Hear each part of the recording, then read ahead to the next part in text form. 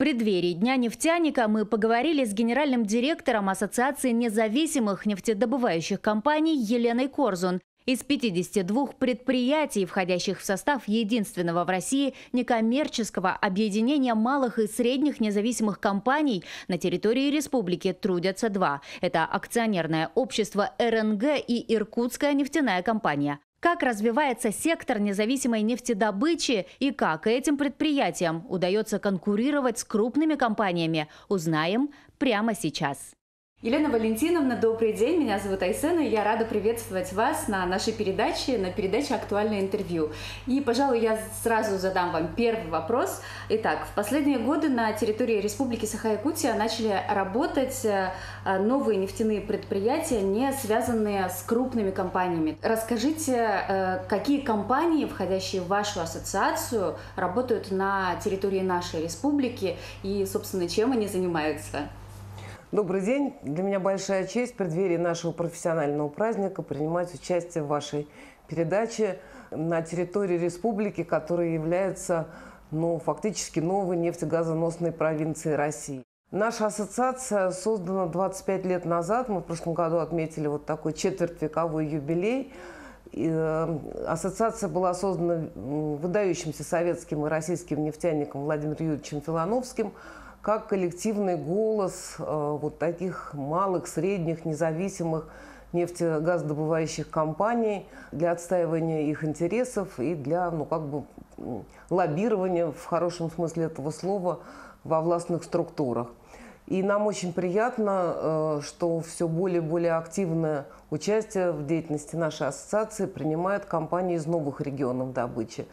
Это, конечно, флагман нашего независимого движения в нефтегазодобыче Иркутская нефтяная компания и восходящая звезда компания РНГ, Роснефтегаз. Вот эти две компании работают на территории республики?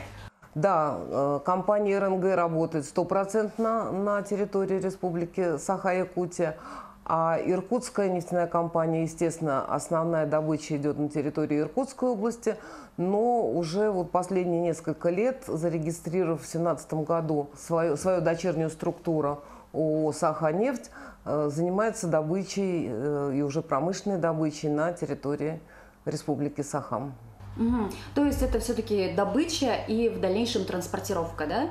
Да, вот сразу хочу оговориться, и это тоже очень важно, что такое понятие, как независимые нефтегазодобывающие компании или малый и средний нефтяной бизнес, как его иногда называют журналисты, это компании, которые специализируются только на разведке и добыче углеводородного сырья. У них нет своих перерабатывающих мощностей, их специализация, их ниша – это добыча и разведка. Причем это не российская, не только российская практика, это общемировая практика для стран со схожей с Россией минеральной сырьевой базой.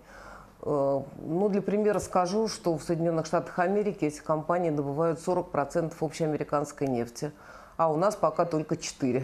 А расскажите, пожалуйста, вот у вас 52 предприятия, 52 компании, которые входят в вашу ассоциацию. Каким образом можно войти к вам и стать дополнительным числом вот к этим 52 предприятиям? Мы некоммерческая организация, и мы признанные эксперты и в экспертном сообществе, и в исполнительной законодательной власти, как представители этого сектора. Войти к нам очень просто. У нас есть открытый сайт, и вся наша деятельность прозрачна. У нас постоянно выходит мониторинг на сайте нашей деятельности. Это все несложно. Компании, которые входят в состав ассоциации, работают на всей территории Российской Федерации. 22,7 миллиона тонн дает наш сектор. Любая страна позавидует таким цифрам. Вот. И по количеству Урала-Поволжья, конечно, этих компаний больше всего. И это понятно, потому что специализация на разведке и добыче – это в основном мелкие, мельчайшие месторождения в традиционных регионах добычи. Поэтому то, что Иркутская нефтяная и РНГ пошли в проект в Республике Якутия-Саха, это очень тоже показательно и очень позитивно. Ну вот существует такая аббревиатура ННК, независимая нефтегазодобывающая компания. В чем преимущество быть независимой? Преимущества нет никакого. Это просто один из операторов по добыче углеводородного сырья Российской Федерации. Есть компании полного цикла, которые занимаются не только разведкой и добычей, но и переработкой. А есть компании, которые занимаются только разведкой и добычей. Это так называемые монотоварные производители, у которых нет своей переработки.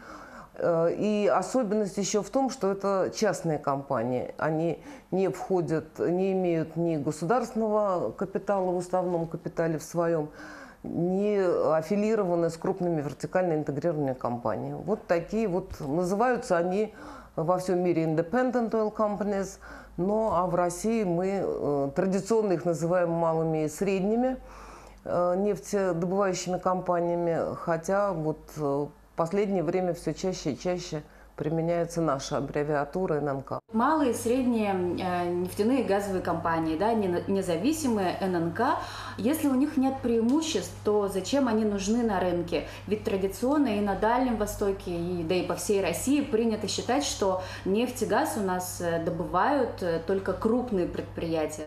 Совершенно закономерный вопрос, который я очень часто слышу. Это вполне понятно, потому что у всех жителей нашей страны, особенно у кого есть автотранспорт, на слуху названия крупных компаний. «Лукойл», «Татнефть», «Сургутнефтегаз», уж я не говорю про наше российское достояние «Газпром». О малых компаниях знают только специалисты. Зачем они нужны? Да потому что минерально-сырьевая база такова в стране, что есть очень много месторождений, которые не востребованы экономически крупными вертикально интегрированными компаниями. Как говорится, большому кораблю большое плавание, да, и экономика процесса говорит о том, что крупные компании невыгодно заниматься небольшими хвостовыми активами, трудноизвлекаемыми запасами, обводненными скважинами. То, что является сферой деятельности независимых компаний, в чем они сильны и в чем они очень успешны. Они работают немножко в другой нише. Когда мы говорим о Республике Саха, здесь немножко другое, потому что, конечно, строительство ВСТО-1, ВСТО-2, возможность выйти на рынки сбыта для нефтедобывающих, нефтегазодобывающих компаний – это огромное, это ворота в будущее, это ворота в развитие. Пришли частные инвесторы, увидели выгодность экономическую в развитии региона, во многом заслуга и наличие транспортного плеча. Плюс ко всему, конечно, налоговая политика, которая проводится в отношении дальних регионов, Дальнего Востока, Якутии, Красноярского края, Иркутской области. И тут мы 100% на стороне нашего отраслевого министерства, которое в Минфине доказывает, что развивать такие месторождения без налоговых на начальном этапе преференций, льгот невозможно. Не зря вы затронули эту тему. А как вы относитесь к тому, что компании, которые работают на территории республики, имеют юридический адрес в других регионах, и из-за этого налоги не поступают в республику в том объеме максимальном, в каком могли бы?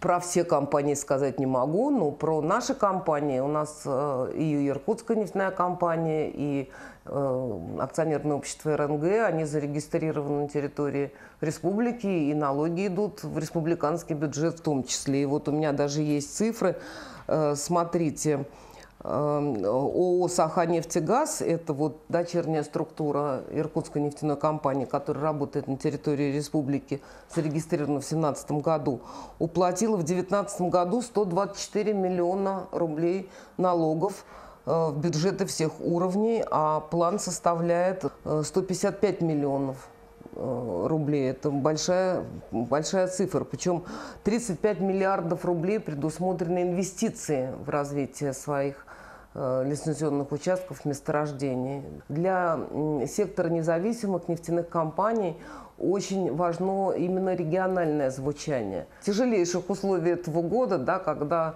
так вообще звезды сошлись, что не просто цена на нефть упала, да, а еще и такой был большой шок для всех. Это пандемия, конечно, компании, в частности, даже Иркутская нефтяная компания, делала очень много именно в регионе дислоцирования и в Иркутской области, и в Республике Саха-Якутия для оказания медицинской помощи. Это и покупка ИВЛов, санитарно-транспортная вертолетная авиация. То есть все силы были брошены именно в регионы своей деятельности. Ваша компания уже 25 лет на рынке, несколько лет вы работаете на территории нашей республики. Расскажите, как вы чувствуете себя там, в регионе, и как изменилась вот в последнее время, в последние годы нефтяная и газовая промышленность в нашей республике?